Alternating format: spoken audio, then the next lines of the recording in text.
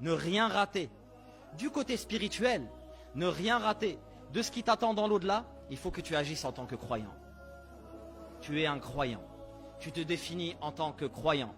En tant que croyant quand tu es chez toi. En tant que croyant quand tu es dans la rue. En tant que croyant lorsque tu es au travail. En tant que croyant lorsque tu es au sport. Et pas quelqu'un de schizophrène. Il est musulman quand il est avec les musulmans et il ne l'est plus quand il est avec des gens qui font n'importe quoi. Et c'est ainsi que les choses changent.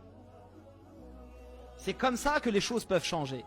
À partir du moment où tu te définis comme croyant. Comment faire donc? Qu'est-ce que l'islam nous donne comme solution face à ce problème? Ce n'est pas de mettre un gendarme derrière chaque personne, c'est de mettre un gendarme dans le cœur de chaque personne. S'il y a un gendarme dans le cœur de chaque personne, la personne de lui-même va s'interdire de faire le mal, va se pousser à faire le bien, s'encourager à faire le bien. Il est nécessaire que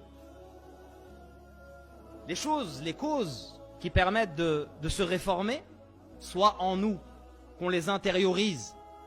À partir du moment où ça sera en toi, peu importe la situation, tu vas te réformer, tu vas essayer d'aller vers le bien. Et même quand tu vas fauter, tu vas te corriger.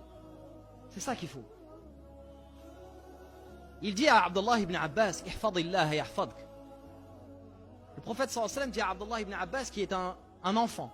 D'ailleurs il lui dit, ya ghulam, oh mon fils, oh mon enfant, ihfadillah yahfadk. Il lui dit, inni u'allimuka kalimat. Je vais t'enseigner quelques préceptes. Le prophète sallallahu alayhi wa sallam, ici au passage, petite parenthèse qui a son importance, il s'adresse à un enfant. D'où l'importance de parler aux enfants. Ou de dire il est trop petit, il est trop jeune. Je lui expliquerai plus tard. Non, explique-lui. Il est capable à son âge de comprendre. Et quand il grandira, répète-lui. Il le comprendra d'une autre manière qui lui sera utile à son âge. Il parle à un enfant. Et il lui dit,